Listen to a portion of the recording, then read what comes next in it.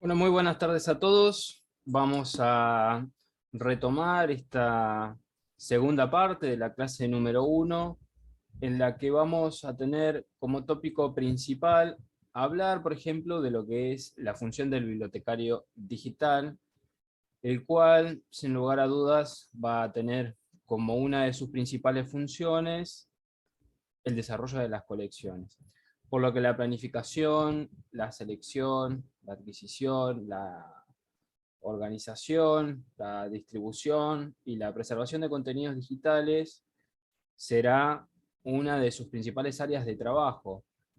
Pese a ello, se pueden ensayar algunas competencias que debe desarrollar el profesional en este ámbito.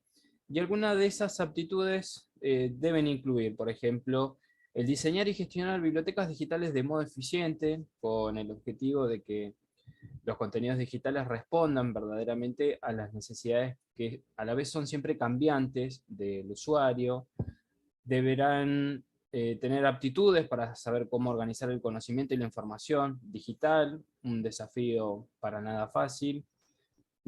A la vez deberán tener competencias sobre cómo hacer una correcta difusión de esa información digital, a la vez que proporcionar servicios virtuales que permitan mejorar la accesibilidad a los servicios de información digital, manejar las tareas de digitalización masiva, sobre todo en el caso de la preservación digital, tener la capacidad de trabajar de forma cooperativa junto a otras instituciones y convertirse en un buen negociador para sacar el mejor partido al momento de entablar conversaciones con las editoriales y con los proveedores de contenidos digitales.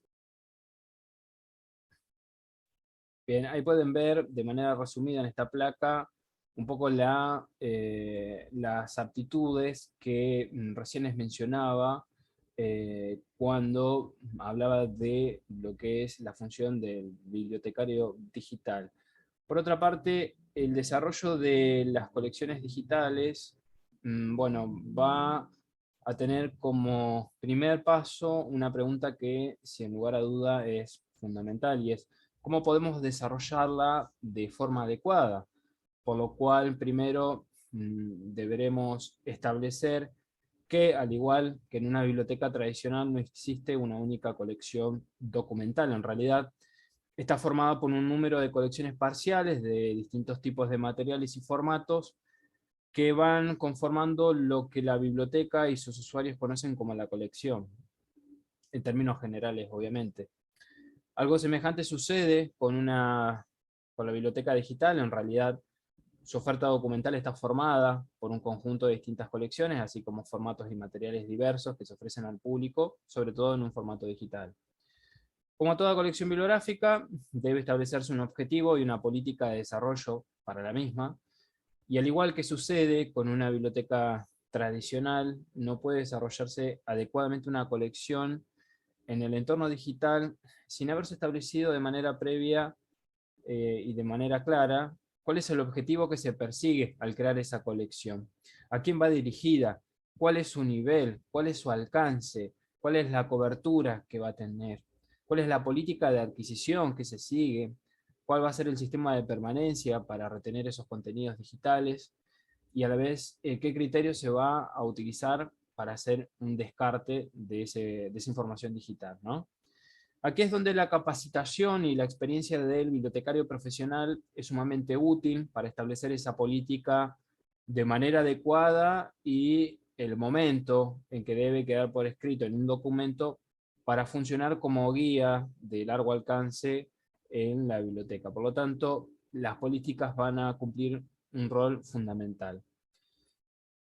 Si pensamos en las tradicionales funciones de selección y adquisición, la biblioteca se adjudicaba el material que se incorporaba a sus colecciones, y una de las transformaciones más importantes con el advenimiento de los libros electrónicos y otros contenidos digitales es que las bibliotecas dejan de ser dueñas de esas obras y pasan a convertirse en agentes que dan accesibilidad a contenidos digitales, lo que significa un cambio en el funcionamiento del sistema. por lo que el bibliotecario deberá hacer frente a varias novedades con el advenimiento del contenido digital, ¿no?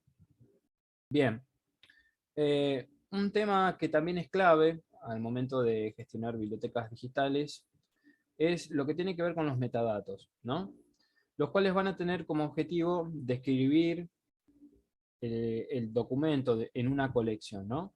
Proveer de múltiples vías para obtenerlo y poner su contenido en el contexto digital.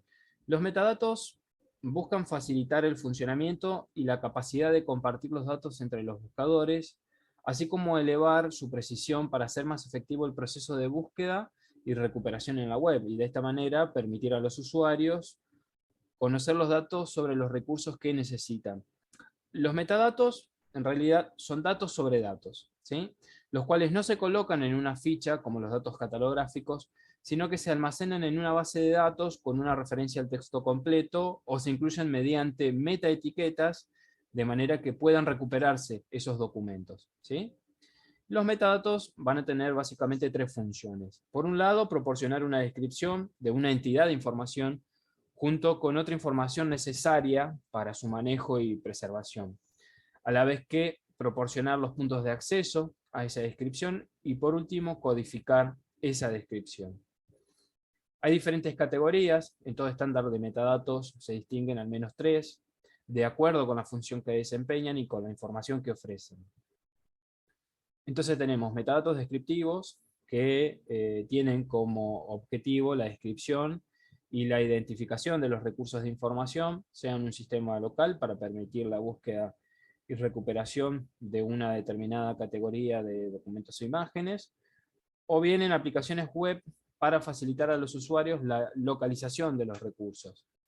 También tenemos metadatos técnicos que facilitan la navegación y la presentación de los recursos electrónicos, proporcionando información sobre la estructura interna de los mismos. Esto es página, sección, capítulo, numeración, índice, tablas de contenidos, la relación entre los materiales, por ejemplo, la fotografía B está incluida en el manuscrito A, y unen los archivos, por ejemplo, de imagen y textos relacionados. El archivo A es el formato JPG de la imagen del archivo, ¿no? Por poner un ejemplo. También tenemos metadatos administrativos que facilitan la gestión y el procesamiento de las colecciones digitales, tanto tanto a corto plazo como a largo plazo, ¿sí? Incluyendo los datos técnicos sobre la creación y el control de calidad, la gestión de derechos, el control de acceso y utilización y las condiciones de preservación. Una vez definido el etiquetado completo para el recurso o el documento digital, es necesario que quienes se ocupen del desarrollo del sistema de recuperación y visualización final de la información consideren los metadatos en dos categorías: metadatos intrínsecos o implícitos y metadatos explícitos o extrínsecos. La mayoría de los metadatos implícitos son generalmente de mayor uso para aquellos que administran la colección más que para aquellos que la van a utilizar, mientras que la mayoría de los metadatos implícitos son derivados del fichero en sí mismo. Una cierta cantidad podría también ser derivada de su contexto, por ejemplo, su localización dentro de los directorios o carpetas o sobre los servidores. Al desarrollar una colección digital, podría ser de utilidad extraer algunos metadatos implícitos y almacenarlos separadamente dentro de una base de datos para propósitos de recuperación, control de calidad o preservación digital. Por otra parte, los metadatos explícitos o extrínsecos, por lo general son más importantes para el usuario final, ¿no?